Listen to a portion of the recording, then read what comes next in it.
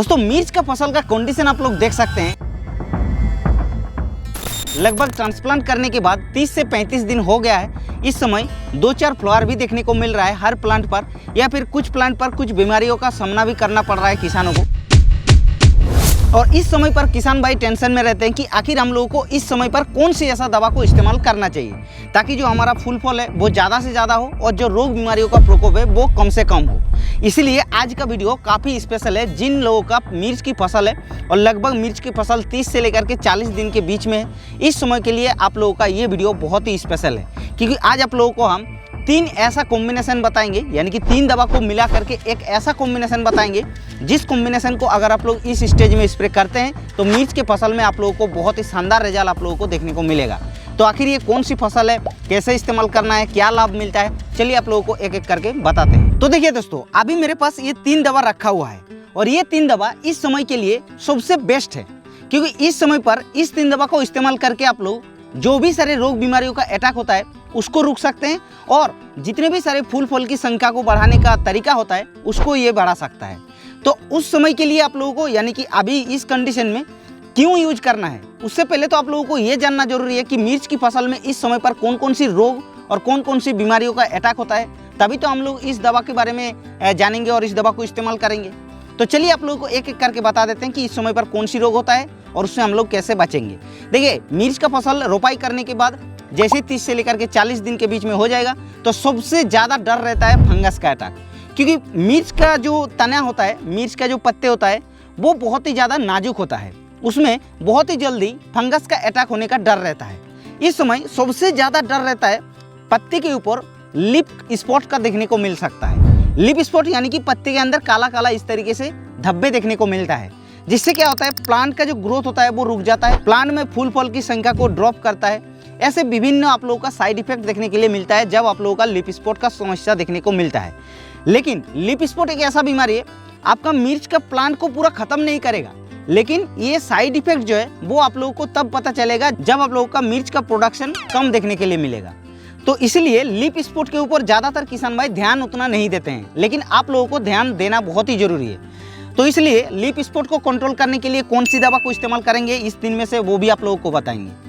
दूसरा एक बीमारी आता है इस समय सबसे ज़्यादा, वो होता है डाइबैक। जी हाँ, डाइबैक के बारे में हमने बहुत सारे वीडियो ऑलरेडी पहले से ही बनाकर रख दिए हैं चैनल पर, आप लोग जाके देख लीजिएगा डिटेल्स में अगर जानना है, क्योंकि इस वीडियो में अगर हम डाइबैक के बारे में डिटेल्स में बताएंगे तो डाइबैक के बारे में 8 मिनट का हो जाएगा, तो उतना तो लंबा हम नहीं बनाएंगे वीडियो। टोटल मेरा 8-10 मिनट का वीडियो होगा, आप लोग लास्ट तक बने रहिएगा, आपका मिर्च का फसल बहुत ही अच्छा और तंदुरुस्त रहेगा। जी हाँ, तो देखिए डाइबैक थोड़ा सा आप लोगों को बताते हैं। डाइबैक एक ऐसा बीमारी है जो कि एक फंगल जनित बीमारी है। ये क्या होता है कि मिर्च के प्लांट का ऊपर से ये शुरू होता है और ऊपर से सड़ करके नीचे की तरफ आता है, जैसा कि आप लोग इस वीडियो फुटेज पर देख पा रहे हैं।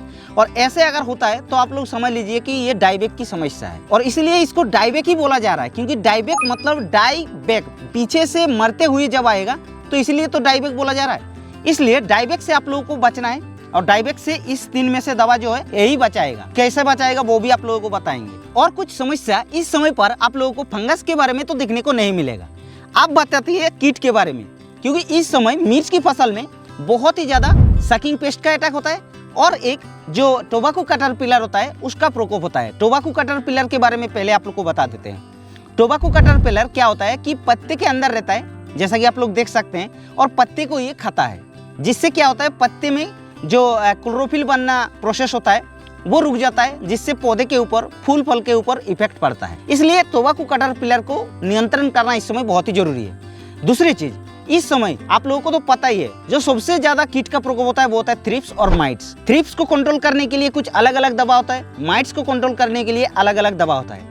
अगर आप लोगों को डिटेल्स में जानना है कि थ्रिप्स माइट्स क्या होता है तो उसके लिए भी हमने ऑलरेडी चैनल पर वीडियो बनाकर रख दिए, आप लोग जाके देख लीजिएगा। तो चलिए आपको थोड़ा सा हम बता देते हैं इस वीडियो में, ताकि जो नए ऑडियंस है, जो नए सब्सक्राइबर है, जो नए व्यूअर्स है, उनको भी थोड़ा सा पता चले। देखिए, थ्रिप्स एक बहुत ही खतरनाक रश्मिसुक कीट है, जो कि सबसे ज्यादा थ्रिप्स का अटैक मिर्च की फसल में होता है, क्योंकि थ्रिप्स पत्ते के निचले हिस्से पे रहता है और पत्ते का क्लोरोफिल को सकिंग करता है, यानी कि पत्ते का रस को चूसते रहता है। धीरे धीरे पत्ते कुछ इस तरीके से ऊपर की तरफ मुड़ जाता है। लेकिन माइट्स की अगर बात की जाए तो सेम वैसा ही है, यानी कि वो भी नीचे की तरफ ही रहता है पत्ते का, और वो भी क्लोरोफिल को सकिंग करता है। लेकिन माइट्स जब क्लोरोफिल को सकिंग करेगा तो पत्ता ऊपर की तरफ तो नहीं मुड़ेगा, वो पत्ता नीचे की तरफ मुड़ेगा। अब आप लोगों को क्लियर हो गया। लेकिन आप लोगों को क्या करना पड़ेगा कि दोनों कीट के ऊपर काम करेगा ऐसा दवा को इस्तेमाल करना है, और वही 3 में से एक दवा है। तो कौन सा दवा है वो बताएंगे, लेकिन उससे पहले जानते हैं कि मिर्च की फसल में और इस समय हम लोगों को क्या क्या समस्या का सम्मुखीन होना पड़ता है। तीसरी बात कि मिर्च की फसल में आप लोगों को एक चीज ध्यान देना है कि इस समय 2-4 फ्लावर देखने को मिल रहा है हर प्लांट पर। किसी में 4-5 फ्लावर, किसी में 8-10 फ्लावर, किसी में 2-3 फ्लावर देखने को मिल रहा है।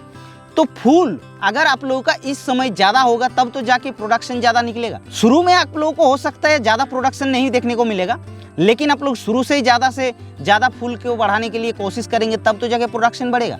तो फूल को इस समय ज्यादा से ज्यादा बढ़ाना है, और सबसे मेन चीज आप लोगों को ध्यान रखना है कि फूल जो है वो गिरने की समस्या इस समय आप लोगों को देखने के लिए मिल सकता है। तो फूल को गिरने से भी आप लोगों को बचाना है, ये भी आप लोगों को ध्यान रखना है। और इस 2-3 पॉइंट को ध्यान रखते हुए आप लोगों को जो बायोस्टिमुलेंट होता है उसको इस्तेमाल करना है। और इसमें से हम बायोस्टिमुलेंट भी बताएंगे कि कौन सा ऐसा दवा है बायोस्टिमुलेंट। तो चलिए एक एक करके अभी हम आप लोगों को दवा के बारे में बता देते हैं, कौन सी दवा को कौन सी रोगों के लिए काम करेगा, कौन सी दवा को कैसे इस्तेमाल करना है, क्या लाभ मिलता है। तो सबसे पहले हम बात कर लेते हैं, ये जो कैलाश फंगिसाइड होता है, ये कैलाश पीआई इंडस्ट्रीज का फंगिसाइड है, बहुत ही अच्छा स्पेशल फंगिसाइड है। अगर बात की जाए इसके अंदर एक्टिव इंग्रेडिएंट की, तो सबसे पहले तो आप लोग देख सकते हैं मेटिरम 55% और उसके साथ साथ पायराक्लोस्ट्रोबिन 5% दिया गया है, यानी कि 2 एक्टिव इंग्रेडिएंट इसके अंदर दिया गया है। और ये प्रोडक्ट एक ऐसा प्रोडक्ट है जो कि पत्ते के ऊपर कोई भी प्रकार की रोगों का हो, सभी के ऊपर बहुत ही शानदार तरीके से काम करता है। चाहे लीफ स्पॉट हो, चाहे ब्लाइट हो, चाहे पत्ते के ऊपर जो भी बीमारी है सबके ऊपर ये काम करता है, क्योंकि इसके अंदर आप लोगों को मेटिरम दिया गया है और पायराक्लोस्ट्रोबिन। और साथ ही साथ ये डायबेक के ऊपर प्रिवेंटिव तरीके से बहुत ही शानदार काम करता है, ये आप लोगों को बता देते हैं। यानी कि डायबेक को ये अपनी फसल के अंदर लंबे समय तक प्रोटेक्ट करके रखता है। तो इस चीज को ध्यान रखते हुए हमने ये पीआई इंडस्ट्रीज का क्लाच को लिए हैं। आप लोग इस टेक्निकल का और भी बहुत सारे दवा मिलता है, आप लोग ले सकते हैं, जैसे कि कैब्रियोटॉप नाम पे मिलता है, या फिर आप लोग और भी किसी ब्रांड का ले सकते हैं, बहुत सारे ब्रांड का मिल जाएगा। तो ये आप लोगों का फंगस को बचाएगा, यानी कि डायबेक और लीफ स्पॉट जो बताया हमने, उस रोग के ऊपर ये काम करेगा। अब दूसरी बात आती है कि ये जो क्लाच फंगिसाइड को इसको कैसे इस्तेमाल करना है, वो आप लोगों को हम बाद में बता रहे हैं। उससे पहले आप लोगों को नेक्स्ट जो प्रोडक्ट हमने रखा है वो आप लोगों को बता देते हैं कि आखिर ये कौन सी कीट के ऊपर काम करेगा, क्योंकि ये एक इंसेक्टिसाइड है, कीटनाशक है। ये है धानुका का टिसाइड इंसेक्टिसाइड, आप लोगों को पता होगा। इसके अंदर इथिपेनप्रोक्स 6% और डाइफेनथ्यूरन 25% WG फॉर्मुलेशन में दिया गया है। इसके अंदर भी आप लोगों को 2 एक्टिव इंग्रेडिएंट दिया गया है, और हो सकता है आप लोगों को पता चल रहा है कि 2 एक्टिव इंग्रेडिएंट है, यानी कि थ्रिप्स और माइट्स के ऊपर काम करेगा। हाँ, आप लोग बिल्कुल सही सोचे हैं, ये थ्रिप्स और माइट्स दोनों के ऊपर काम करता है, क्योंकि डाइफेनथ्यूरन आप लोगों को पता है थ्रिप्स के ऊपर भी काम करता है, सफेद मच्छर के ऊपर भी काम करता है, माइट्स के ऊपर भी काम करता है। और ये जो इथिपेनप्रोक्स है ये स्पेशली माइट के लिए ये है, जी हाँ। और एक साथ में दोनों जब कॉम्बिनेशन बना हुआ है तो आप लोगों को तो पता चल रहा है कि कैसा शानदार रिजल्ट मिलेगा, इसलिए हमने इस डिसाइड इंसेक्टिसाइड को रखे हैं। अब इसका कैसे यूज करना है, कितनी मात्रा में यूज करना है, वो आप लोगों को तो बता रहे हैं, लेकिन तीसरा जो हमने प्रोडक्ट रखा है इसके बारे में आपको बता देते हैं। ये है सिंजेंटा का क्वांटिस नाम का एक बायोस्टिमुलेंट। जी हाँ, ये एक अद्भुत बायोस्टिमुलेंट है। क्यों पता है? क्योंकि इसके अंदर एमिनो एसिड मिलता है और उसके साथ साथ माइक्रोन्यूट्रिएंट भी मिक्स किया हुआ है। अब इस कंडीशन में, मिर्च का इस कंडीशन में अगर आप लोग एमिनो एसिड को इस्तेमाल करते हैं तो ये प्रोटीन बनाने के लिए पौधे को हेल्प करता है, सहायता करता है। तो जब पौधे में प्रोटीन ज्यादा बनेगा तो पौधा ऑटोमेटिकली खाना ज्यादा बनेगा, यानी कि भोजन ज्यादा बना पाएगा, तो उसके अंदर फूल फल भी ज्यादा देखने के लिए मिलेगा। इसलिए एमिनो एसिड को इस समय लेना बहुत ही जरूरी है। हाँ, अगर आप लोग चाहे कि क्वांटिस हमारे एरिया में नहीं मिल रहा है तो आप लोग दूसरे प्रोडक्ट को भी ले सकते हैं, किसी भी कंपनी का जिसके अंदर एमिनो एसिड होना चाहिए, तभी आप लोगों को इस्तेमाल करना है। और दूसरा इसके अंदर जो आप लोगों को एक्स्ट्रा बेनिफिट्स मिलता है वो होता है इसके अंदर माइक्रोन्यूट्रिएंट भी दिया गया है। अब माइक्रोन्यूट्रिएंट अगर होगा तो पौधे में सूक्ष्म पोषक तत्व को भरपूर करेगा, और इस समय अगर सभी प्रकार की सूक्ष्म पोषक तत्व पौधे में अवेलेबल होगा तो आप लोगों को पता चल रहा है कि मिर्च के पौधे के ऊपर कितना ज़्यादा फायदा मिल रहेगा।